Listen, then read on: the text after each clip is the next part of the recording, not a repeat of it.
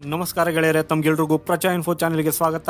So ಗೆಳೆಯರೆ, ಭಾರತಕ್ಕೀಗ ಕೋಟ್ಯಾಂತರ ರೂಪಾಯಿ ಇನ್ವೆಸ್ಟ್ ಮಾಡಿ ಎಂಕಾದಂತಹ ಯಾವುದೇ ವಿಮಾನಗಳನ್ನು ಮಾಡುವ ಅವಶ್ಯಕತೆ ಇಲ್ಲ. ಯಾಕಂದ್ರೆ ಚೀನಾದ ಮೇಲೆ ಇದರ ಯಾವುದೇ ಒಂದು ಪರಿಣಾಮ ಬೀರುವುದಿಲ್ಲ ಹಾಗೂ ಚೀನಾದಿಂದ ಇದರ ಯಾವುದೇ ಒಂದು ಲಾಭನೂ ನಮಗೆ ಸಿಗೋದಿಲ್ಲ. ಈ ಮಾತನ್ನ ನಾನು ಹೇಳ್ತಾ ಇಲ್ಲ, ಈ ಮಾತನ್ನ ಚೈನೀಸ್ ರಿಸರ್ಚ್ ಅವರು ಹೇಳ್ತಾ ಇದ್ದಾರೆ. ಹಾಗೂ ಇದನ್ನು ಅವರು ಬಾಯಿ ಮಾತಲ್ಲಿ ಹೇಳಿಲ್ಲ, ಇದರ ಹಿಂದೆ ಒಂದು ರಿಪೋರ್ಟ್ ಇದೆ, ಅದರಲ್ಲಿ ಇವರು ರಿಸರ್ಚ್ ಮಾಡಿದ್ದಾರೆ ಹಾಗೂ ಎಂಥ ಒಂದು ಟೆಕ್ನಾಲಜಿಯನ್ನು ತೋರಿಸಿದ್ದಾರೆ ಅಂದರೆ ಈಗ ಇದರ ಮುಖಾಂತರ ಬಹಳ ಸುಲಭವಾಗಿ ಸ್ಟೆಲ್ತ್ ಯುದ್ಧ ವಿಮಾನಗಳನ್ನು ನಿಷ್ಪರಿಣಾಮಕಾರಿ ಮಾಡಲಾಗುವುದು. ಆದಾಗ್ಯೂ ಚೀನಾದ ಈ ವರದಿಯಲ್ಲಿ, ಈ ಒಂದು ಹೇಳಿಕೆಯಲ್ಲಿ, ಈ ಒಂದು ರಿಸರ್ಚಲ್ಲಿ ಎಷ್ಟು ಬಲವಿದೆ ಹಾಗೂ ನಿಜವಾಗ್ಲೂ ಈಗ ನಮಗೆ ಎಂಕಾ ಮಾಡುವ ಯಾವುದೇ ಪ್ರಯೋಜನ ಇಲ್ವಾ? ಸೊ ಬನ್ನಿ ಗೆಳೆಯರೆ, ಈ ಎಲ್ಲವನ್ನು ಡೀಟೇಲ್ ಆಗಿ ತಿಳಿದುಕೊಳ್ಳೋಣ. ಈ ಇಂಟ್ರೆಸ್ಟಿಂಗ್ ಮಾಹಿತಿಯನ್ನು ಕೊನೆವರೆಗೂ ನೋಡಿ ಹಾಗೂ ನಮಗೆ ಸಪೋರ್ಟ್ ಮಾಡುವುದಕ್ಕಾಗಿ ಈ ವಿಡಿಯೋನ ಲೈಕ್ ಮಾಡಿ, ಕಮೆಂಟ್ ಮಾಡಿ. ಇನ್ನು ಯಾರು ನಮ್ಮ ಚಾನೆಲನ್ನು ಸಬ್ಸ್ಕ್ರೈಬ್ ಮಾಡಿಲ್ಲ, ಚಾನೆಲನ್ನು ಸಬ್ಸ್ಕ್ರೈಬ್ ಮಾಡಿ. ಸೊ ಗೆಳೆಯರೆ, ಮೊಟ್ಟ ಮೊದಲಿಗೆ ನಿಮ್ಮ ಸ್ಕ್ರೀನ್ ಮೇಲೆ ಇರುವಂಥ ಈ ರಿಪೋರ್ಟನ್ನು ನೋಡಿ. ಇದರಲ್ಲಿ ಚೀನಾದ ರಿಸರ್ಚ್ ಅವರು ಬಹಳ ವರ್ಷಗಳ ಪ್ರಯತ್ನಗಳು ಮತ್ತು ರಿಸರ್ಚ್ನ ಆಧಾರದ ಮೇಲೆ ಅವರು ಸ್ಟೆಲ್ತ್ ಫೈಟರ್ ಪ್ಲೇನ್ಗಳನ್ನು ಮಾತ್ರ ಪತ್ತೆ ಹಚ್ಚುವ ಟೆಕ್ನಾಲಜಿಯನ್ನು ಕಂಡು ಹಿಡಿದಿದ್ದಾರೆ ಅಂತ ಹೇಳಿದ್ದಾರೆ. ಇದಲ್ಲದೆ ಅದರ ರಿಯಲ್ ಟೈಮ್ ಲೊಕೇಶನ್, ಅದರ ಪೊಸಿಷನ್ ಮತ್ತು ಅದರ ಸೈಜನ್ನು ಕೂಡ ರಿಯಲ್ ಟೈಮಲ್ಲಿ ಕ್ಯಾಲ್ಕುಲೇಟ್ ಮಾಡಿ 100% ನಿಖರತೆಯೊಂದಿಗೆ ಚೈನೀಸ್ ಕಮಾಂಡ್ ಸೆಂಟರ್ಗೆ ಮಾಹಿತಿಯನ್ನು ನೀಡಬಹುದು ಅಂತ ಹೇಳಿದ್ದಾರೆ. ಇದರ ಆಧಾರದ ಮೇಲೆ ಮಿಸೈಲ್ ಅನ್ನು ಹಾರಿಸುವ ಮೂಲಕ ಈ ಸ್ಟೆಲ್ತ್ ಯುದ್ಧ ವಿಮಾನಗಳನ್ನು ಹೊಡೆದುರುಳಿಸಬಹುದು. ಇದಷ್ಟೇ ಅಲ್ಲದೆ ಅವರು ಅದು ಹೇಗೆ ಕಾರ್ಯನಿರ್ವಹಿಸುತ್ತದೆ ಅನ್ನೋದನ್ನು ಕೂಡ ತಮ್ಮ ವರದಿಯಲ್ಲಿ ತಿಳಿಸಿದ್ದಾರೆ. ಆಕ್ಚುಲಿ ಅವರು ಆವಿಷ್ಕರಿಸಿದ ಈ ರಡಾರ್ ಟೆಕ್ನಾಲಜಿ ಏನ್ ಮಾಡ್ತದೆ ಅನ್ನೋದನ್ನ ಹೇಳಿದ್ದಾರೆ. ಸ್ಟೆಲ್ತ್ ಯುದ್ಧ ವಿಮಾನಗಳು ನಿಮ್ಮ ದೇಶದಲ್ಲಿ ಪ್ರವೇಶಿಸಿದಾಗ ಅವು ರೆಡಾರ್ನಲ್ಲಿ ಗೋಚರಿಸುವುದಿಲ್ಲ. ಯಾಕಂದ್ರೆ ಅವರ RCS ಅಂದ್ರೆ ರೆಡಾರ್ ಕ್ರಾಸ್ ಸೆಕ್ಷನ್ ತುಂಬಾ ಕಡಿಮೆ ಇರುವುದರಿಂದ ಆಗ ನಿಮಗೆ ರೆಡಾರ್ನಲ್ಲಿ ಯಾವುದೋ ಒಂದು ಹಕ್ಕಿ ಹಾರುತ್ತಿದೆ ಅಂತ ಅನಿಸ್ತದೆ.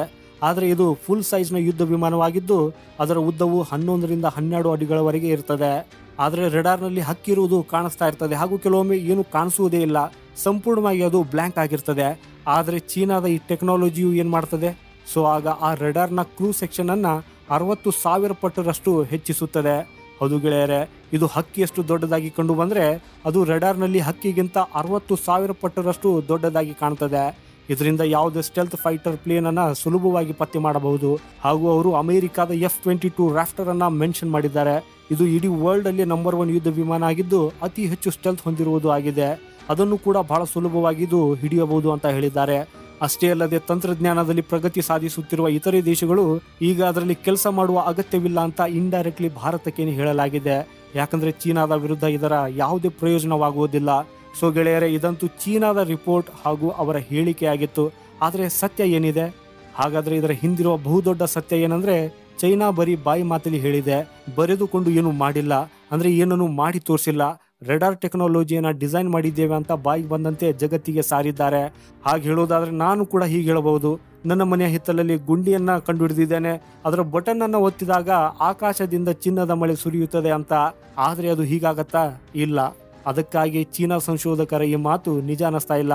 ಯಾಕಂದ್ರೆ 6 ತಿಂಗಳ ಹಿಂದೆಯೇ ಹೈಪರ್ಸೋನಿಕ್ ಮಿಸೈಲ್ಗಳನ್ನು ಪತ್ತೆ ಮಾಡುವ ರೆಡಾರ್ ಅನ್ನ ತಯಾರಿಸಿದ್ದೇವೆ ಅಂತ ಚೀನಾ ಹೇಳಿತ್ತು. ಆದರೆ ಅದನ್ನ ಟೆಸ್ಟಿಂಗ್ ಮಾಡಿದಾಗ ಏನಾಯಿತು, ಅದು ದೊಡ್ಡ ಅನಾಹುತವೇ ಆಗಿತ್ತು. ಇದು ಹೈಪರ್ಸೋನಿಕ್ ಮಿಸೈಲ್ಗಳನ್ನ ಬಿಡಿ, ಸಾಮಾನ್ಯ ಮಿಸೈಲ್ಗಳನ್ನು ಕೂಡ ಇದಕ್ಕೆ ಹಿಡಿಯಲು ಸಾಧ್ಯವಿಲ್ಲ ಅನ್ನೋದು ಸಾಬೀತಾಯಿತು. ಹಾಗೂ ಚೀನಾದ ಸಂಶೋಧಕರು ಏನು ಹೇಳ್ತಾ ಇದ್ದಾರೆ, ಇವರು ಈ ಬಾರಿ ಅದನ್ನ ತಯಾರಿಸಿಲ್ಲ. ಅವ್ರು ಏನು ಹೇಳಿದ್ದಾರೆ ಅಂದ್ರೆ, ನಾವು ಈ ರೆಡಾರ್ ಅನ್ನ ಆನ್ ಪೇಪರ್ ಅಂದ್ರೆ ಕಾಗದ ಮೇಲೆ ಬರೆದು ತಯಾರಿಸಿದ್ದೇವೆ ಹಾಗೂ ಬರುವಂತ ಸಮಯದಲ್ಲಿ ಈ ರೆಡಾರ್ ಅನ್ನ ನಾವು ಮ್ಯಾನುಫ್ಯಾಕ್ಚರಿಂಗ್ ಮಾಡುತ್ತೇವೆ. ಅಂದ್ರೆ ಈಗ ನಿಜ ಜೀವನದಲ್ಲಿ ಮಾಡಲು ಇನ್ನು ಇದು ಬಹಳ ಸಮಯ ತೆಗೆದುಕೊಳ್ತದೆ. ಅಂದ್ರೆ ಇದು ಚೀನಾದ ಕಾಗದದ ಕುದುರೆ ಆಗಿದೆ. ಹಾಗೂ ನಿಮ್ಗೆ ಹೇಳೋದಾದ್ರೆ ಚೀನಾವು ಪ್ರತಿ 6 ತಿಂಗಳಿಗೊಮ್ಮೆ ಇಂತಹ ಹೇಳಿಕೆಯನ್ನ ನೀಡ್ತದೆ. ಯಾಕಂದ್ರೆ ಇದರಿಂದಾಗಿ ತಮ್ಮ ಶತ್ರು ರಾಷ್ಟ್ರಗಳ ಜನರು ಚೀನಾವು ಬಹಳ ಅಡ್ವಾನ್ಸ್ಡ್ ಇದೆ ಮತ್ತು ಅವರ ಮಿಲಿಟರಿಯು ತುಂಬಾ ಶಕ್ತಿಯುತವಾಗಿದೆ ಅನ್ನೋದನ್ನ ಅನ್ಕೋಬೇಕು. ಸೊ ಇದರಿಂದ ಶತ್ರು ದೇಶಗಳ ಜನರು ಭಯಪಟ್ಟು ನೀವು ಚೀನಾದೊಂದಿಗೆ ನೇರವಾಗಿ ಯುದ್ಧಕ್ಕೆ ಹೋಗಬೇಡಿ, ಅದು ಬಹಳ ಶಕ್ತಿಯುತವಾಗಿದೆ ಅಂತ ತಮ್ಮ ಮಿಲಿಟರಿ ಲೀಡರ್ನ ಮೇಲೆ ಒತ್ತಡ ಹೇರಬೇಕು ಅಂತ. ಸೊ ಇದು ಚೀನಾದ ಒಂದು ಮೈಂಡ್ ಸ್ಟ್ಯಾಟಿಕ್ ಆಗಿದೆ. ಆಕ್ಚುಲಿ ಇವರು ಸಂಪೂರ್ಣ ಜೀರೋ ಇದ್ದಾರೆ. ಸೊ ಗೆಳೆಯರೆ, ಈ ಮಾಹಿತಿಯ ಬಗ್ಗೆ ನಿಮ್ಮ ಅಭಿಪ್ರಾಯವನ್ನು ಕಮೆಂಟ್ ಬಾಕ್ಸಲ್ಲಿ ಬರೆದು ತಿಳಿಸಿ. ಮಾಹಿತಿ ಇಷ್ಟವಾದರೆ ಲೈಕ್ ಹಾಗೂ ಶೇರ್ ಮಾಡಿ. ಸಿಗೋಣ ಮುಂದಿನ ಮತ್ತೊಂದು ಇಂಟ್ರೆಸ್ಟಿಂಗ್ ವಿಡಿಯೋ ಒಂದಿಗೆ. ಅಲ್ಲಿವರೆಗೂ ಜೈ ಹಿಂದ್, ಭಾರತ್ ಮಾತಾ ಕಿ ಜೈ.